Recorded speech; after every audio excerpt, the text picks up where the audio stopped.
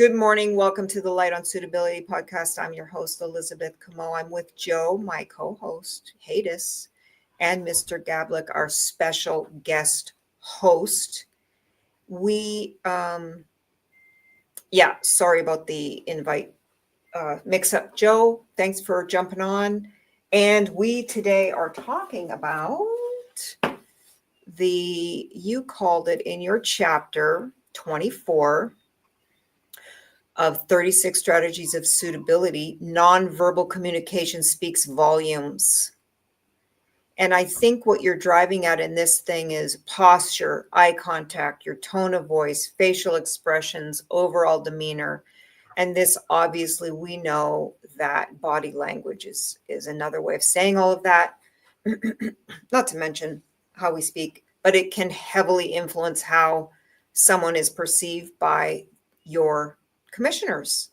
And so these are sort of these silent cues that need to be mastered so that your loved one can convey authenticity, responsibility, and readiness to be parole. Why does it matter? Because the commissioners don't just read your pieces of paper or listen to the words that you're saying, but they're observing you. And that's why we used to have in person. Now we have them on Zoom. Some of these verbal cues might get lost in the computer era that we're in.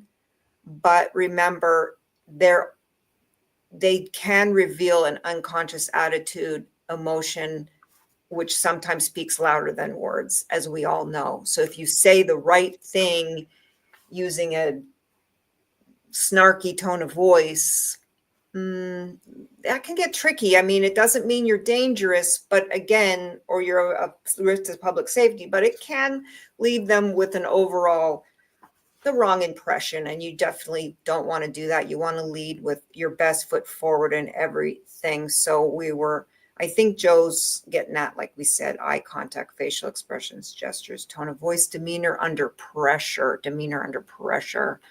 And so, what can clients do? And I think Mike will be a big help here, but practicing your demeanor in front of a mirror, if you can. I know that's difficult in a dorm setting or sometimes a cell setting, but also working with your attorney or another partner in some type of accountability partner, perhaps breathing techniques, and make sure that you first practice what you're going to say and then work on smoothing out the presentation, and make sure to always listen attentively, because you don't want to assume something and then give off the wrong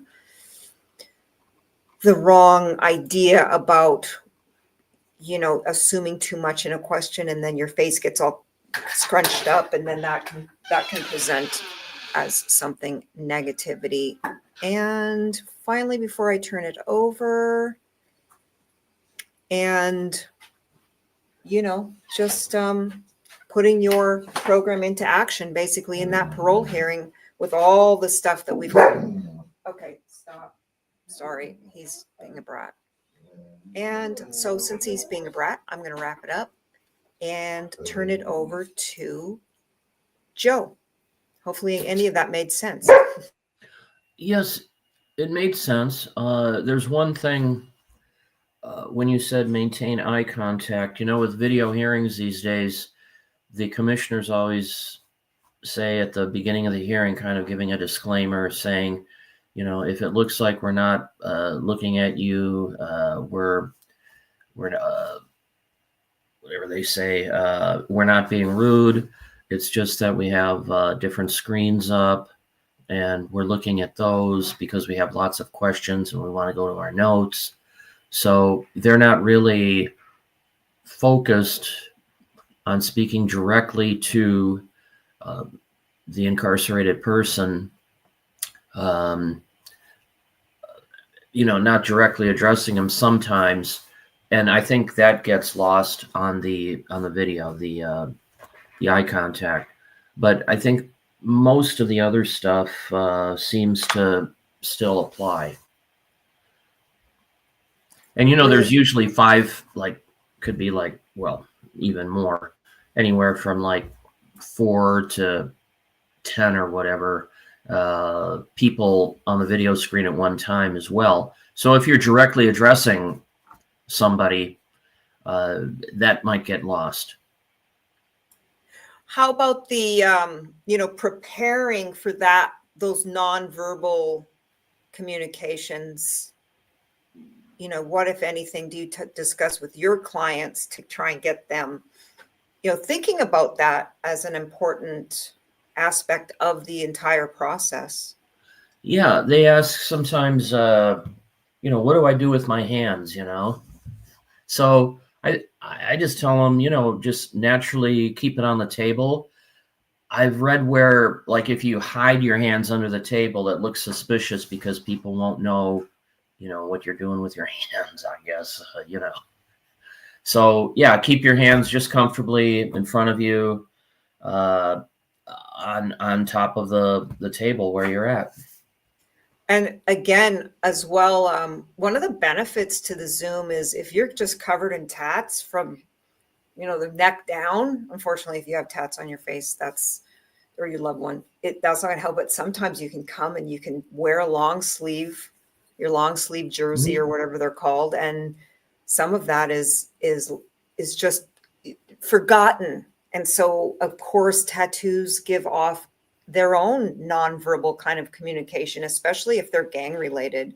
So I noticed that a lot. And also, if your legs in person, like, they could definitely see if you're nervous, fidgeting, things like that under the table, which a benefit to the Zoom is not having them see a lot of that. And I think it's been a benefit, actually, more than a hindrance in some cases. So I'm going to be kind of a short show today, but that's okay. It's still an important chapter. It needs to be covered. And I'm going to turn it over to Michael for his thoughts.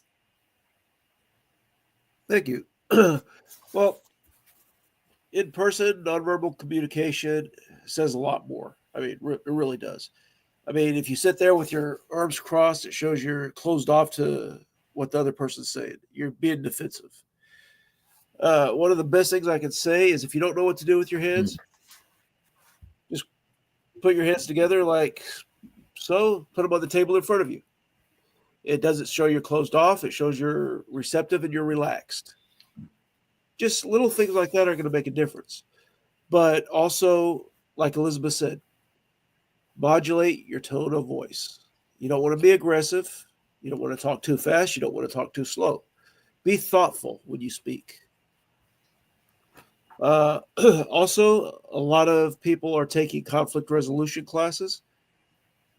There's a lot of good nonverbal communication in these classes. Practice those. And a lot of tools we use to defuse conflict is very useful in situations like talking to the board or talking to somebody in authority because, A, you're being open, you're being honest, but you're approaching it with a non-threatening, non-hostile tone of voice and tone of body. You want to make sure your hands are in a non-threatening position. You want to make sure your voice is cool, calm, collected. You're speaking at a regular pace. You're not trying to rush things. And just be calm, honest, and open. If you sit there and you react naturally to what the commissioners are talking about, that's going to say a lot more than trying to, put on a front. So, natural, steady, smooth, calm tone of voice, and relax. That's the biggest thing. Relax. Because if they see a tense, you're there, and even if your arms aren't crossed, but you're tense and you're fidgety and you're always looking away from the monitor, and they're going to pick up on things like that. Just relax. That's it. I mean, that's the best piece of advice I can give you.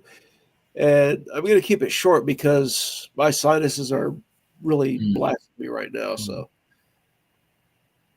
Totally you're fine, right. Michael. Relax. Oh, I'm sorry. Go for it. Yeah.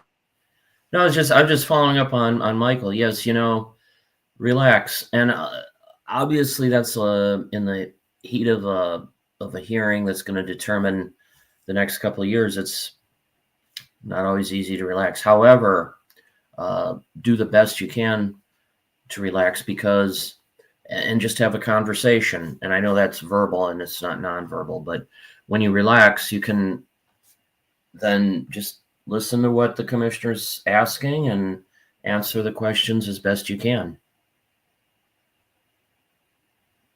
And the more relaxed you are, the more effective I think your brain will work and be able to show them who you are and your best self.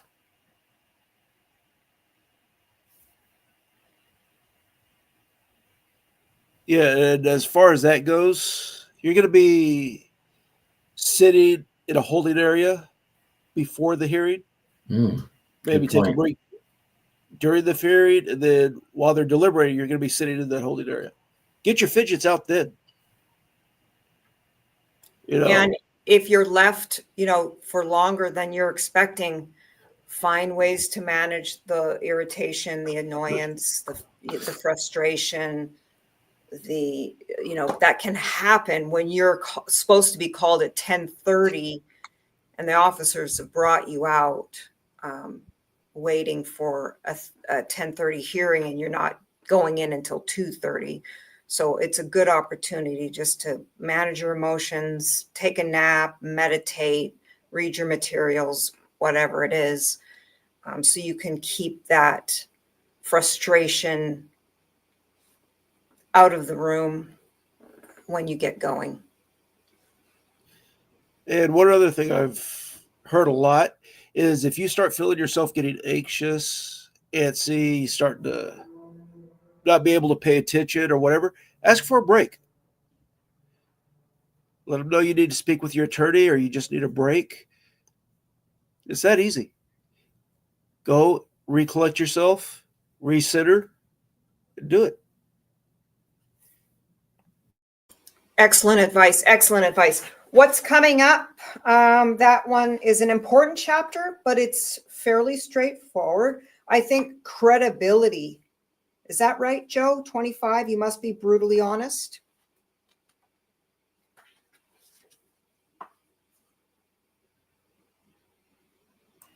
That's Pretty correct. easy, Dad. Yes, I'm sorry, I was on mute. Credibility, you must be brutally honest. Yes. Love it. Love that topic a lot. A lot, a lot. All right, we're moving into the nitty gritty now of the parole hearing. So I appreciate you both showing up under these kind of, Michael's not feeling good.